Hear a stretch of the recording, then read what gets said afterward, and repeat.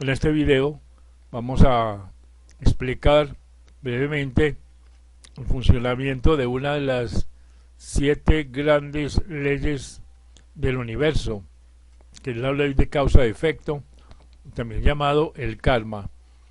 Para el efecto vamos a regirnos por un libro de la filósofa inglesa Anna Besant, llamado La sabiduría antigua.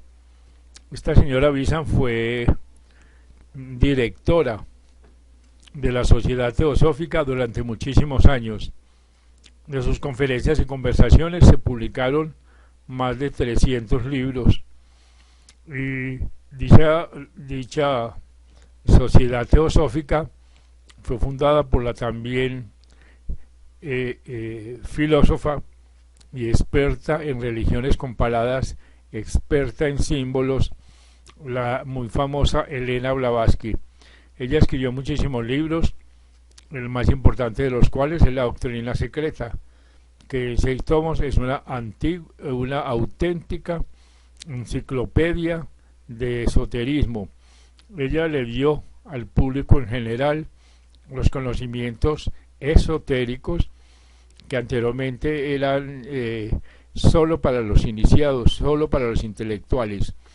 Le dio a Occidente las claves para decodificar los libros sagrados que están encriptados, que son simbólicos, a fin de evitar la letra muerta, que es tan infantil y tan ingenua. Así que esas claves son muchas. La más famosa de todas es la antropológica, en que ella narra minuciosamente las 7 grandes etapas del proyecto humano. El hombre pues evoluciona por reencarnaciones sucesivas. Pero volviendo a nuestro objeto, veamos lo que dice la señora Anna Besant con relación al tema del karma. Dice así: una vez seguida la evolución del alma humana a través de las sucesivas, podemos estudiar la gran ley de causalidad que preside los renacimientos y que se llama karma. Karma es un término sánscrito que significa literalmente acción, supuesto que toda acción es efecto de causas anteriores y que cada efecto viene a ser a su vez la causa de otro. Esta noción de causa y efecto es elemento esencial en la idea de la acción. Por esto el término acción o karma se usa en sentido de causalidad, entre comillas, y desidia la serie ininterrumpida de encadenamiento de causas y efectos de que se compone toda acción humana. De ahí la frase que se emplea a veces al hablar de un acontecimiento, entre comillas, es mi karma. Es decir, este hecho es efecto de una causa puesta en juego por mí en el pasado. Ninguna existencia está aislada, cada vida es el fruto de cuantas las precedido, el germen de todas las que le siguen, es el agregado total de vidas que se compone la existencia continua de la individualidad humana. De esta forma no hay suerte, entre comillas, ni hay accidente, entre comillas. Cada suceso está ligado a las causas antecedentes y a los efectos consiguientes. Pensamientos, acciones y circunstancias proceden del pasado e influyen en el porvenir. Como nuestra ignorancia nos vela igualmente lo pasado y lo futuro, nos parece que los sucesos surgen de repente de lado, que son accidentales, pero esta experiencia es ilusoria y proviene exclusivamente de nuestro escaso saber. De la misma manera que el salvaje de las leyes físicas del universo considera los sucesos como carecientes de causa y como milagros las operaciones de las leyes físicas, un gran número de hombres desconocedores de las leyes mentales y morales consideran los acontecimientos mentales y morales como sin causa y los miran cual resultado de leyes desconocidas, como buena o mala suerte.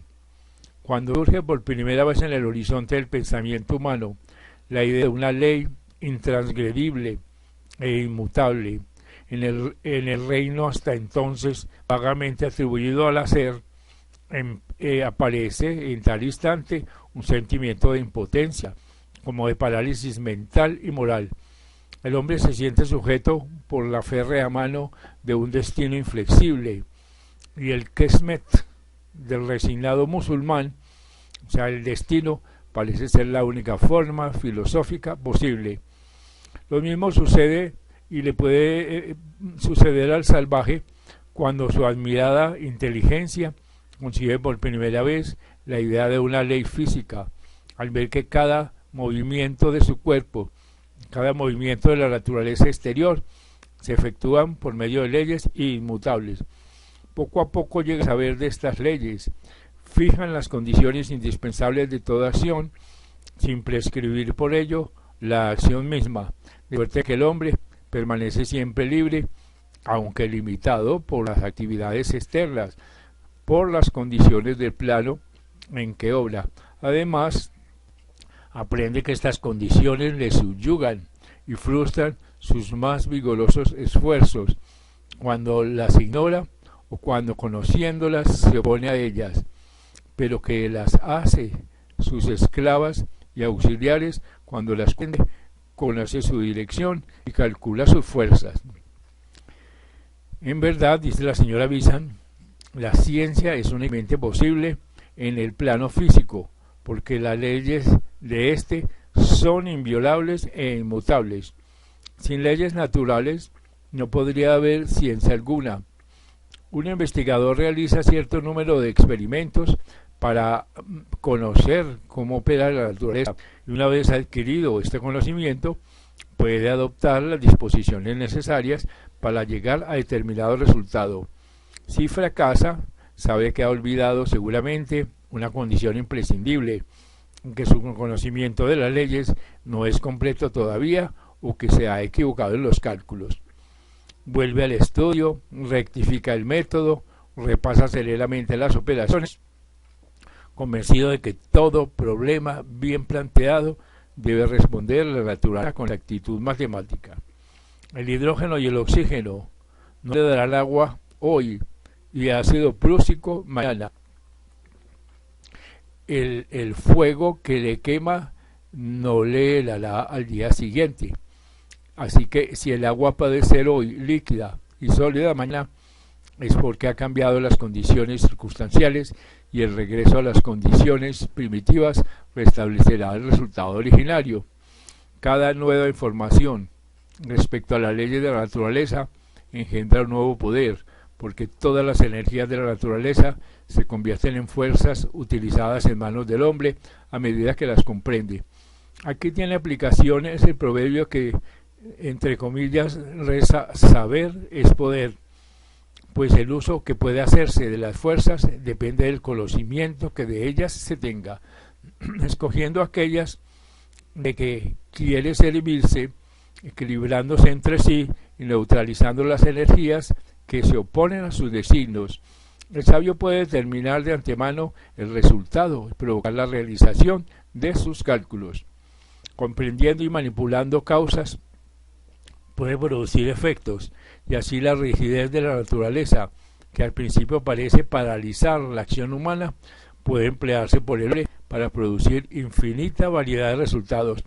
La perfecta rigidez de cada fuerza considerada aisladamente determina la perfecta flexibilidad de sus combinaciones, pues habiendo fuerzas de toda especie que se mueven en todas direcciones y están todas sujetas a cálculo, se puede esperar una selección combinando las fuerzas elegidas de manera que produzcan el resultado apetecido, cualquiera que sea, y una vez determinado puede infaliblemente conseguirse por la ponderación metódica de las fuerzas en la combinación que de las mismas se escoja como causa.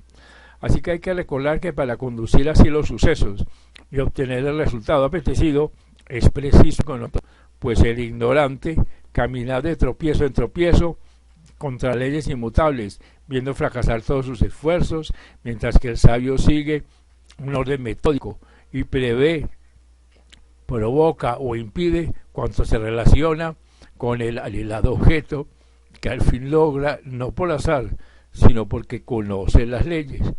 El uno es juguete y esclavo de la naturaleza, y el otro es el dueño que utiliza las energías cósmicas, dirigiéndolas en el sentido de que su voluntad escoge.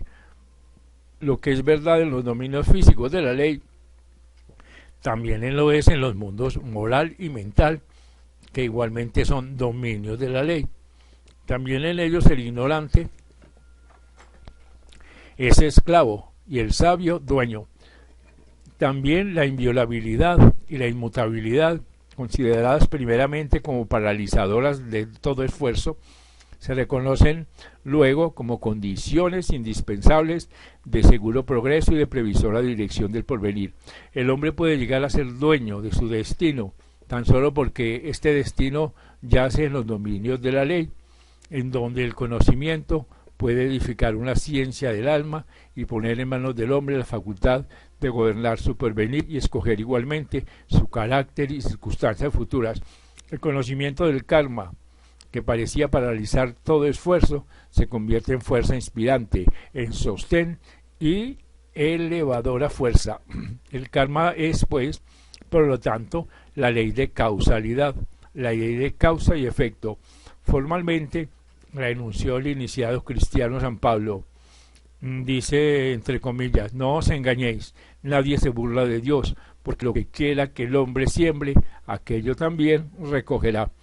El hombre admite constantemente fuerza en los planos donde funciona. Estas fuerzas, que cualitativa y cuantitativamente son efectos de sus actividades pasadas, resultan al mismo tiempo causas de él emanadas en casa de uno de los mundos que habita. Producen determinados efectos, tanto en el mismo como en los demás, a medida que estas causas emanadas de él, como de un foco, irradian por todo el campo de su acción, es responsable de los efectos que engendran. Así como el imán tiene su campo magnético, el ambiente en que todas sus fuerzas, mayores y menores, actúan según su potencia, cada hombre posee también un campo de acción en donde obran las fuerzas que emite. Estas fuerzas se transmiten en líneas curvas que regresan al punto de partida, al foco del cual emanaron. Y continúa la señora Bizan. Como el asunto es muy complicado, lo subdividiremos y estudiaremos en sus subdivisiones una por una. En su vida ordinaria, el hombre emite 3 clases de energías que pertenecen a los 3 mundos que habita. En el plano mental, las energías mentales originan las causas que llamamos pensamiento. En el plano astral, las energías astrales producen lo que llamamos deseos. Y en fin, en el plano físico, las energías físicas suscitadas por las 2 anteriores se designan con el nombre de acciones. Convendrá estudiar sucesivamente en sus operaciones estas 3 clases de energía para comprender las 3 clases de efectos que respectivamente producen. Si queremos hacernos cargo del papel que cada una de estas categorías de fuerzas desempeña en las complejas combinaciones que ponemos en juego y cuyo conjunto podemos llamar nuestro karma. Cuando un hombre, adelantándose a sus semejantes, logra la facultad de funcionar en los planos más elevados, llega a ser un centro de elevadas fuerzas, pero por ahora podemos prescindir de esta fuerza de orden espiritual y limitarnos a la humanidad vulgar que efectúa su ciclo de reencarnación en los 3 mundos. Al estudiar las 3 clases de energías que hemos enumerado, debemos distinguir entre el efecto que en el hombre que las emite y las que se encuentran en su esfera de acción, porque cualquier error en este punto podría sumir al estudiante en innumerables dificultades. Hemos de recordar, por lo tanto, que cada fuerza obra en su propio campo y proporciona, como el plano inferior, proporcionalmente a su intensidad.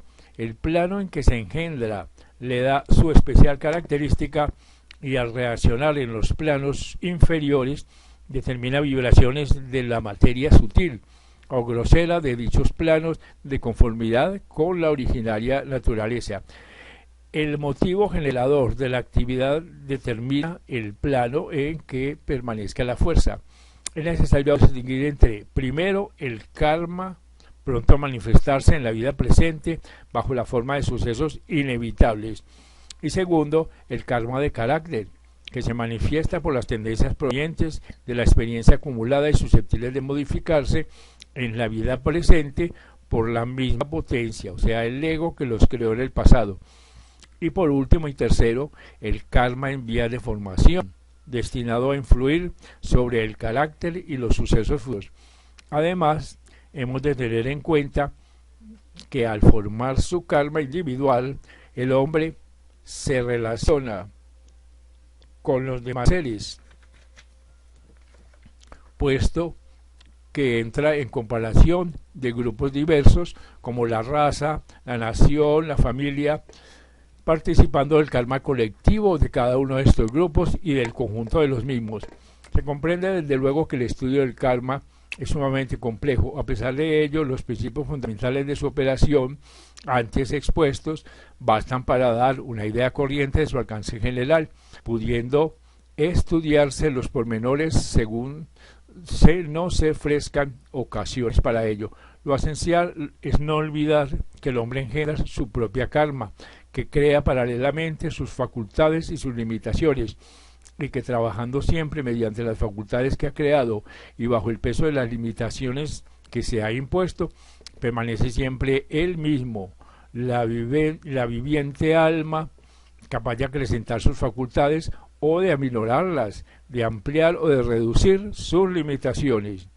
Así que él mismo ha forjado las cadenas que le sujetan y puede limarlas hasta romperlas o remacharlas más fuertemente. Él mismo ha construido también la casa que habita y puede a su antojo embellecerla, derruirla o reedificarla. Sin cesar trabajamos en la plástica arcilla que podemos modelar a nuestro gusto, pero la arcilla endurecerá si llega a ser como el hierro, conservando la forma que le hemos dado. Un proverbio de un libro sagrado dice lo siguiente: mirad las arcillas que se ha endurecido como hierro, pero el alfarero moldea la arcilla. El destino es hoy el dueño, el hombre lo fue ayer.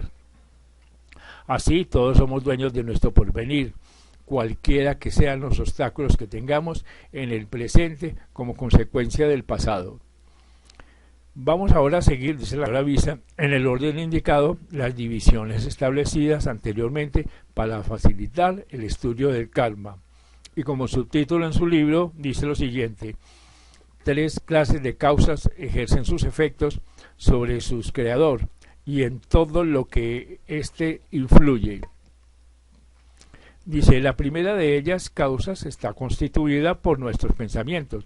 El pensamiento es el factor más poderoso de la creación del karma humano, porque manifiesta la operación de las energías del yo en la materia mental, materias cuyas modalidades más sutiles forman el vehículo mismo de la individualidad y cuyas especies más densas responden todavía con prontitud a los menores vibraciones de la conciencia.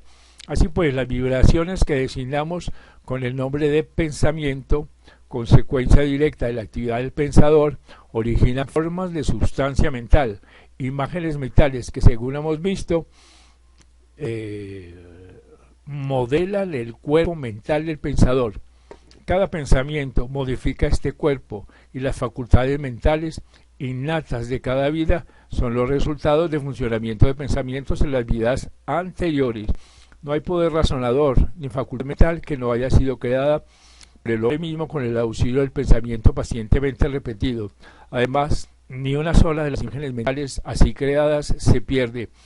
Todas ellas contribuyen a la formación de las facultades y la suma de un grupo cualquiera de imágenes mentales sirve para construir una facultad correspondiente que se acrecienta por cada pensamiento adicional. Es decir, una vez que se crea una imagen mental del mismo orden, conociendo esta ley, el hombre puede gradualmente construirse el carácter mental que desee poseer, pudiendo efectuar con precisión semejante a la de un albañil que levanta una pared.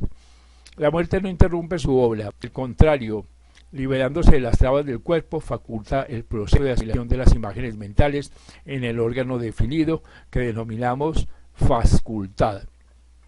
El hombre trae consigo esta facultad cuando vuelve al plano físico, presto a renacer. Una parte del cerebro de su nuevo cuerpo se adapta para servir de órgano a esta facultad, de modo que veremos más adelante.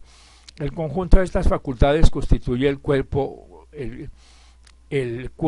mental, con el que comienza su nueva vida sobre la tierra, y su cerebro y su sistema nervioso se conforman de manera que suministran al cuerpo mental los necesarios medios de expresión en el plano físico. Así, las imágenes mentales creadas en esta vida aparecen como características y tendencias mentales en la siguiente. Por eso dice uno de los Upanishads, los libros sagrados de los hindúes, entre comillas, el hombre es un ser de reflexión. Lo que refleja en esta vida llega a ser en la siguiente. Tal es ley que pone en nuestras manos la construcción de nuestro carácter mental. Si construimos bien, la ventaja y el honor será nuestro premio, y si lo hacemos mal, nos acarreamos, por el contrario, las pérdidas y el disgusto. Así que el carácter mental es, pues, un sorprendente templo del karma individual en una acción sobre el individuo que lo crea. Además, este mismo individuo que estudiamos influye sobre todos los otros con su pensamiento, pues sus imágenes mentales, que constituyen su propio cuerpo mental, originan en el espacio vibraciones del mismo orden y se reproducen en formas secundarias. Los pensamientos se circunscriben por lo general mezclados con algún deseo, y sus fuerzas contienen además cierta porción de materia astral, por lo que designan aquí a estas formas pensamientos secundarios con el nombre de imágenes astromentales.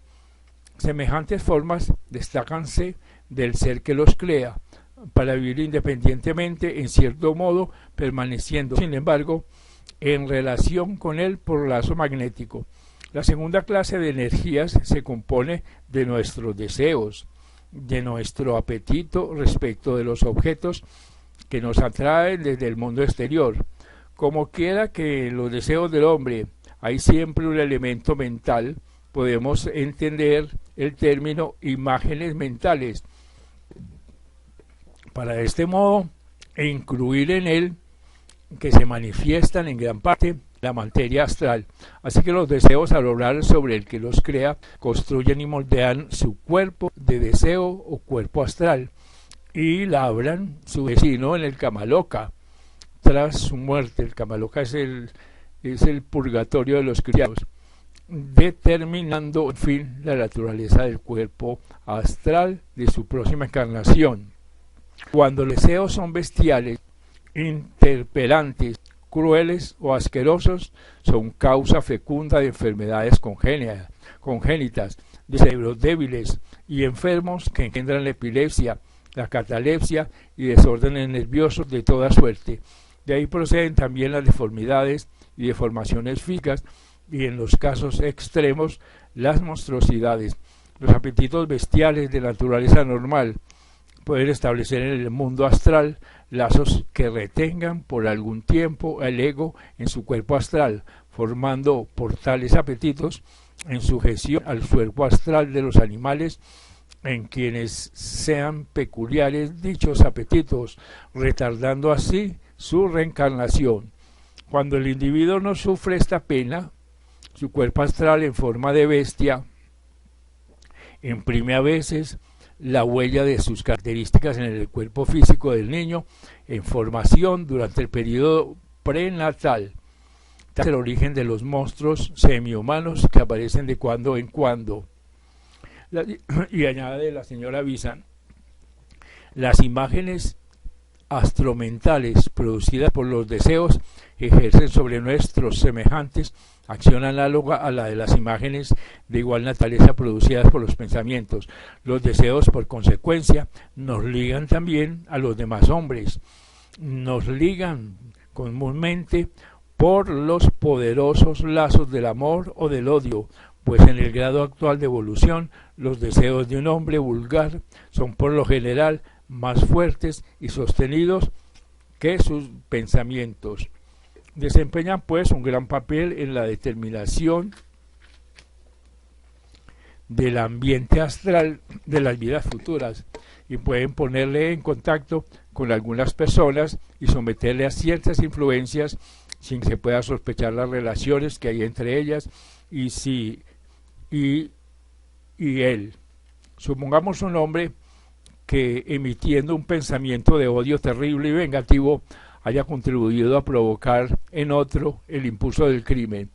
El creador de semejante pensamiento está unido por su karma al autor de este crimen, aunque jamás se hayan encontrado ambos sobre el plano físico, y el daño que aquel haya ayudado a este hombre a cometer el crimen revertirá sobre él bajo la forma de un prejuicio causado por el criminal. Y dice la señora Visa, la tercera clase de energía se manifiesta en el plano físico bajo formaciones y engendra karma por su efecto sobre los demás, pero no afecta sino muy poco al hombre interior. Las acciones son efectos de los pensamientos y deseos del pasado, y el karma que representa está en su mayor parte agotado por el mismo hecho que efectúan. Pueden, sin embargo, afectar al hombre indirectamente en cuanto suscitan en él nuevos pensamientos, deseos y emociones, pero en sus deseos y no en sus acciones mismas reside la fuerza generadora. Es igualmente cierto que las acciones frecuentemente repetidas producen en el cuerpo físico un hábito que tiene por efecto limitar la expresión del ego en el mundo exterior, pero este hábito no sobre al cuerpo, y el karma de la acción en lo que respecta a su efecto sobre el alma se contrae a una sola encarnación.